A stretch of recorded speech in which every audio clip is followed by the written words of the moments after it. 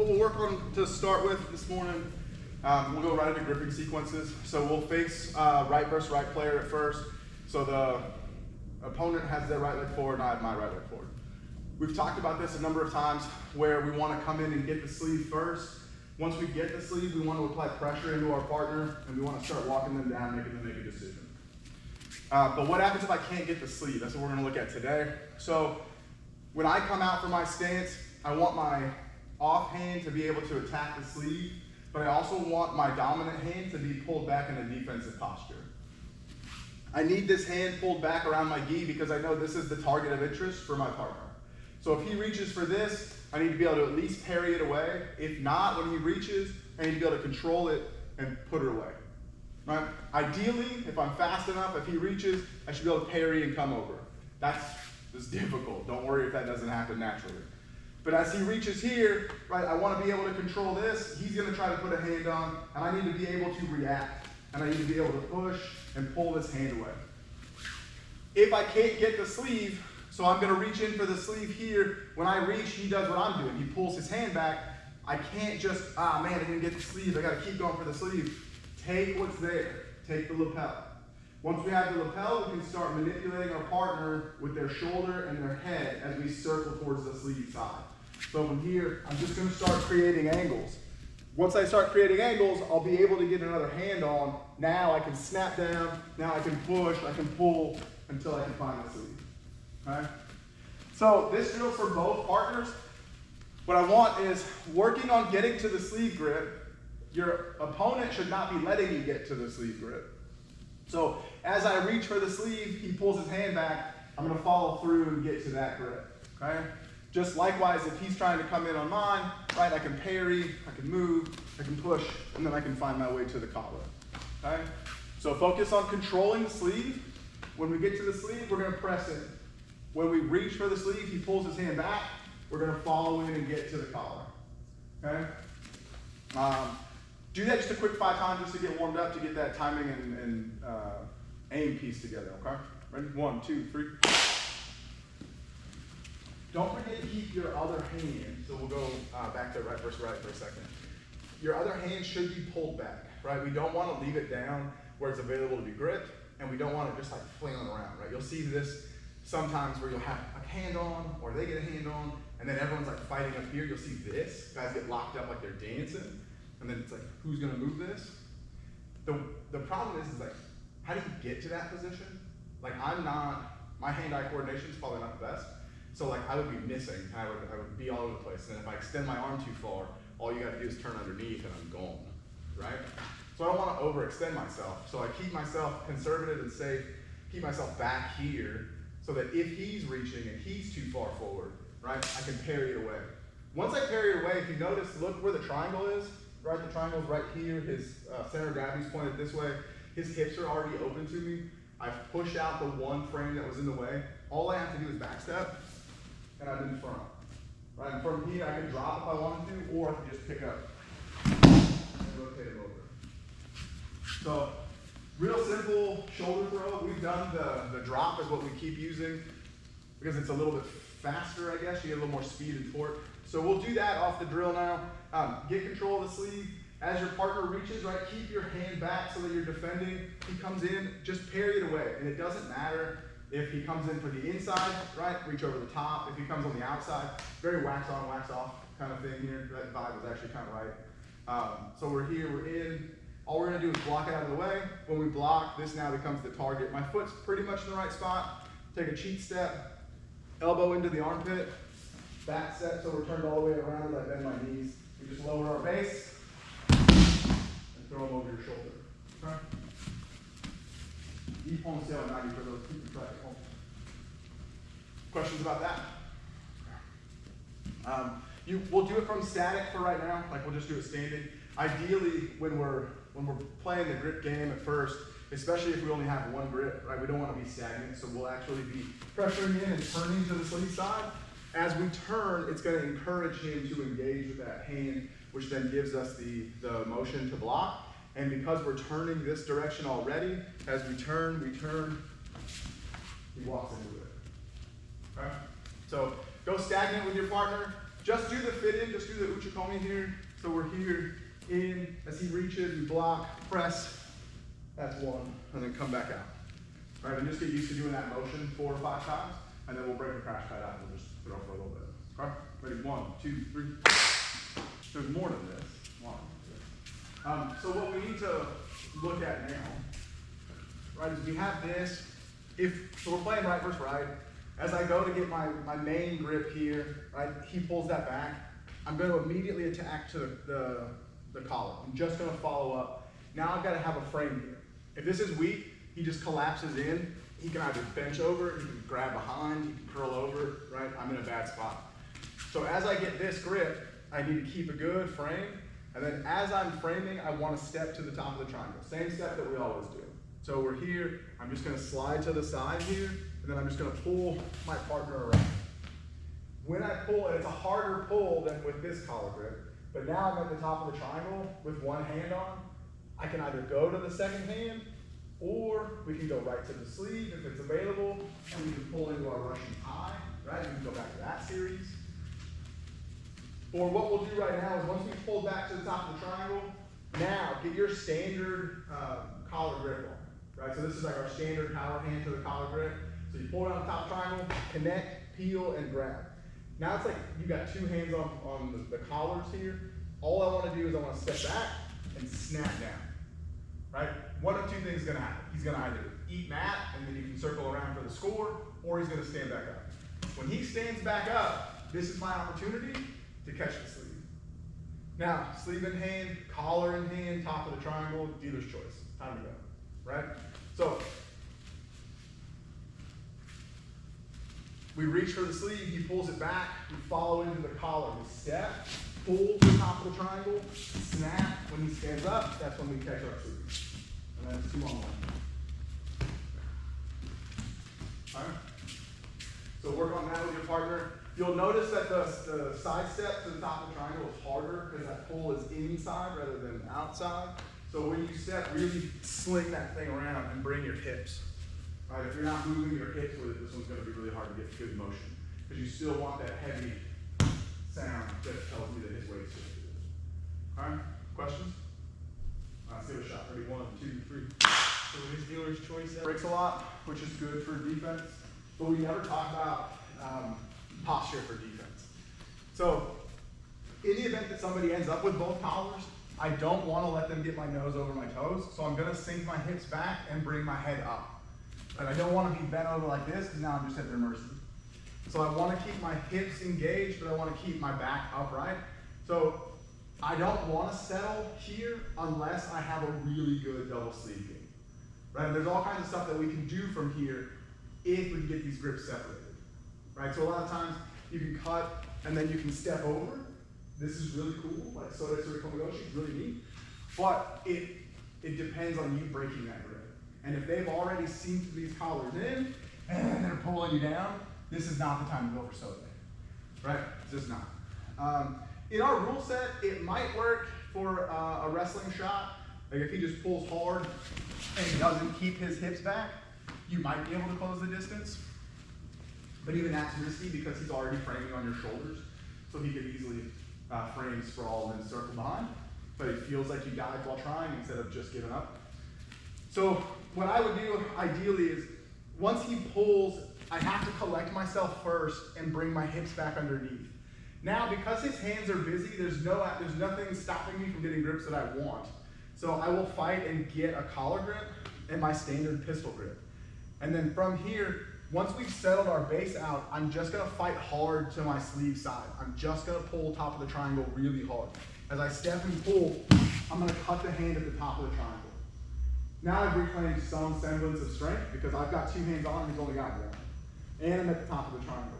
Worst case scenario, I can step, block this foot, punch away, and now he's at the end of my level with 2 hands on. And I'm at the top of the triangle, back step, bang. Because he forced me to the top side position, my elbow's free to rotate up and I can take that Shimano that we've done before, right? So from the relatively bad position of being bent over and have your collar being weighted down, we can find a way back to offense. And this is just one way to do it. There's a bunch of different patterns that you can try and experiment with to get back to that semblance. But what I would say, what I have said, is that every time you get lost on your feet, get back to the top of the triangle.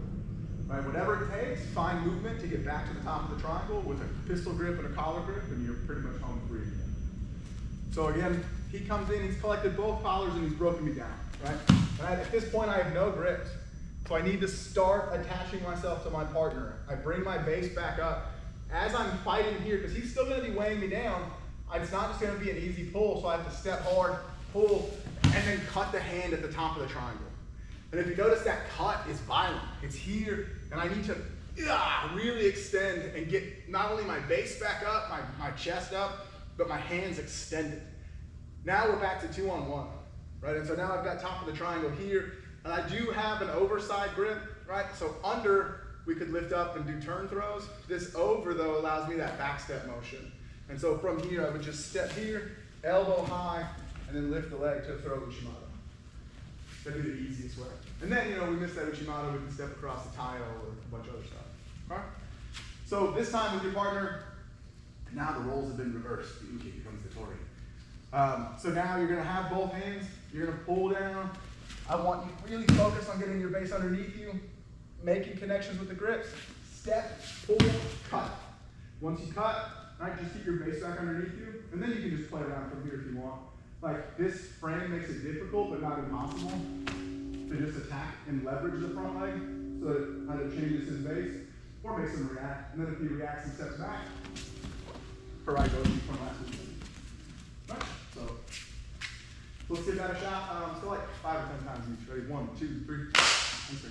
So, because right versus right we do all the time, because I feel like the majority of people are right-handed players, but the best ones are all left-handed, so don't worry about that. Nope, that's not all the best ones. No, but those guys that come out left are always complicated because you train a lot for this. When somebody does this, you're like, man, that's happening. And that's why I just try to tell you guys, man, I don't care how they stand, I don't care how they grip, get your grips, pull to the top of the triangle, do judo from there. Okay, but now we'll look at if they have their other foot forward, right? So now we're in this mirrored stance. And from here, it's really a race to the collar because there's no subterfuge here. It's not like I'm gonna go for that far hand and oh, you didn't see this coming. Well, obviously everyone's going for this side of the body. It's the one that's closest to. The interesting thing about this position though is that both of our hips are turned to the same direction. So in the other stance, when he switches his feet, our hips are going in opposite directions, right? So it's clear to see where the attacks are. Because if I'm here, I obviously want to turn my hips where they're opening so that I can throw. He's turning his hips the opposite direction. So we're in mutual combat for direction of our hips here. When his feet are switched and we're mirrored, now it's a race to see whose hips are faster. Because if he turns faster than me, he gets his hips in front, I go for a throw. I go for a run. Right? Make sense? It's all about hip opportunity here, which is why you have to control the inside frame. If I can get in here and I can control this, there's no barrier to entry for my hips across his. Throws are about plentiful. Okay? So we want to make sure that we control the inside frame. There's a few ways to do it. One thing is just to race in and just be aggressive about it. But the other way is to use their aggressiveness against them. So as he reaches for my collar, I'm still parrying, right? And I'm parrying with my off hand, not my power hand. So here comes across. Now the threat has been pushed away. There's an open path to the collar grip, right? Pretty easy. Pretty simple to see that happening. The other option too is he gets a grip, okay? So now we're in this fight where we've got to get past this frame to get our hand on. One of the ways that I do it, because I have shorter arms, is that I go low on the lapel, I open the lapel up, I reach over, and then I sink my grip. Right? This will help because if the gi's nice and snug at the beginning of a match, and let's say he has longer arms, he's got a nice frame, I'm at the end of my lever to try to get this gi. Right? This is not a good grip. But if I can adjust the gi and feed it to my hand, and it's really, this is like no threat, right? He's probably not even going to be too concerned about my hand being low. I pull open, feed it to my top hand, now I've got a solid grip. Once I've got this grip, I can do a couple of things. Last weekend we talked about pushing this frame inside along the thumb line here where the grip is weak, put tension, punch, and then pull. Right, once we pull to the inside, we make this post frame here so he can't just reclaim. If he tries to circle in underneath, right, we come out. If he tries to go over the top, we lift up. Right, pretty simple. Another way we look at it is if he has his grip already in, I feed and I come over the top. What I can do from here is start to pull, and I can either try to wedge my arm over, which is hard if he's tall. So what I need to do is lower his hand level. How I do that is I use my gi and I just roll my shoulders. As I change my gi level from here and I roll my shoulders, notice how much lower his hand is now, right? If it's up here, I can't break this. I can't come over the top and get this. But if I lower it and I roll my shoulders, now his hand is way lower. This is my opportunity to come in and use that frame over the top, right? So now my elbow's inside and I've got good pressure, and then we're hip to hip again, and we can step across. And then the last one, I guess, probably the last one, is if he's got that grip here, come over the top, and this is where we'll spend a fair amount of time. I still want to lower this hand. Anytime the hand is like up around my collarbone and he's inside, he's got really good leverage, right? So you roll. Now I want to take my back foot to my front foot to the back of his knee, and I want to put pressure on it, right? You'll see some guys do this at length and they're just out here touching, and that's fine if you're going to attack right off of this. If your goal is our next step, then you need to put weight on the knee. So I'll step and I'll put weight here as I slide down the calf so that I get a bite on that ankle. And so now that I've got this bite on the ankle and I've got pressure with my knee on his shin, I'm putting like this back and forth pressure on his leg. Now this frame becomes really important to keep his spine misaligned so that he can't be solid on his base. And then I'm just going to drive into him. When I drive into him, I can collect the sleeve, and now we're top of the triangle with two hands on, and he only has one hand on. Right, and so now it's pull on the top of the triangle and dealer's choice. So one more time, call this the sticky foot. So he's in, I come over the top and I secure my grip. I can't manipulate it because the frame's really nicely high placed. I shift my gi and roll my shoulders, and I bring the hand down. Now I step and I hook the knee and bring pressure, slide down the calf so that I can get a good bite on the ankle. Now I just drive into him, collect the sleeve, end up at the top of the triangle. Okay, real simple, but really effective, and probably something that most of the jiu-jitsu practitioners haven't seen yet. So you guys can catch people sleeping on that. In 6 months after they see this video, they're gonna know all my secrets. Maybe we shouldn't publish this one. That's okay. All right, let's go 5 times each. Ready? 1, 2, 3. Oh, I don't have team shoes. That's all judo is, it's hips and grips. So when they come in, right, there's just basic conceptual. I want my frames and I want my hips to stay away from his hips until I'm ready to score. Right, so once I'm in here, I don't want to close the distance unless I want to do it, unless I'm ready to do it. So I don't want him to be able to close this distance. I don't want his hips to get underneath me. I don't want his frames to get past my frames, and I don't want his center of gravity to get in front of my center of gravity unless that's what I want, because we're going to go backwards. Just conceptually, just basic judo kind of stuff. So from a right versus right scenario here, right, I'm always trying to drive this sleeve grip down and even across if I can, because it keeps his hips back and it keeps his frames out of the way. So if I can push this to the side, all I'm going to do now is circle to where there's no weapon in front of me. Right? If I've got a choice here, and there's this frame in front of me here, and there's this frame in front of me here, there's really no good option. There's fine options, but there's no good option. As soon as I press here, now there's a really good path over there. There's nothing over there. I can go over there. So I'll go over there. Once I go over here, now I can pull to the top of the triangle. Now this leg is heavy. We attack the leg, push in, push over. Right? That's just the basics about setting up your attacks. We want to move their weapons out of the way and then go to where their weapons aren't there anymore. So a lot of what we do with this top of the triangle stuff is I pull and I get their off balancing so that their weapons can't fight because they're too busy trying to catch themselves.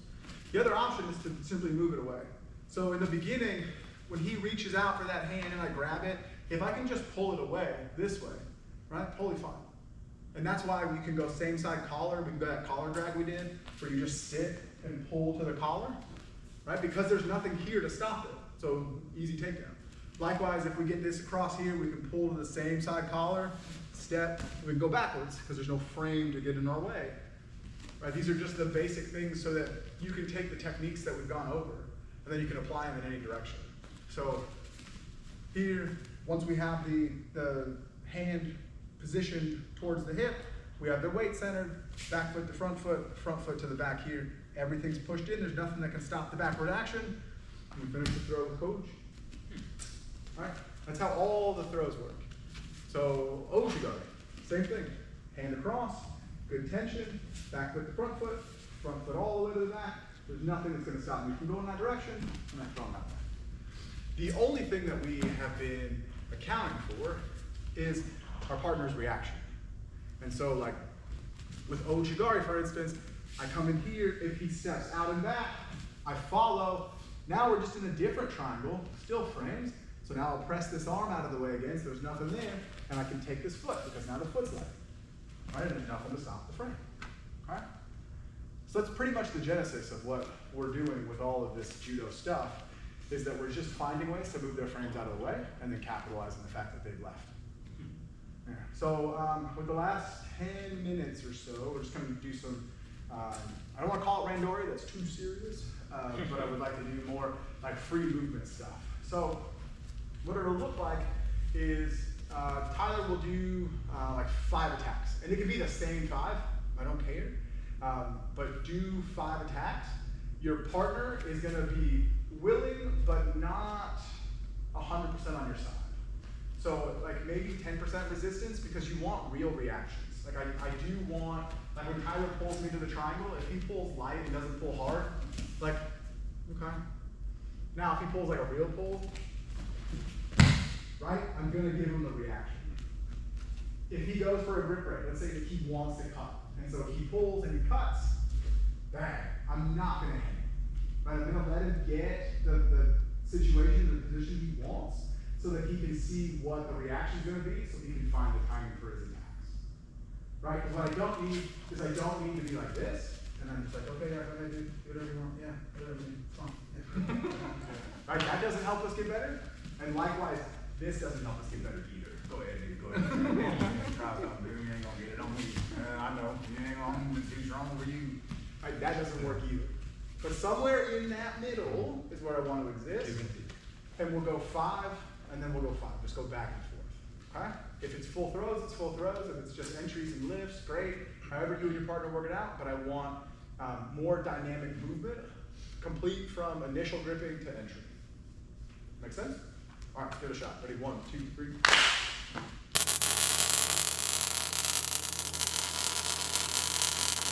Doesn't matter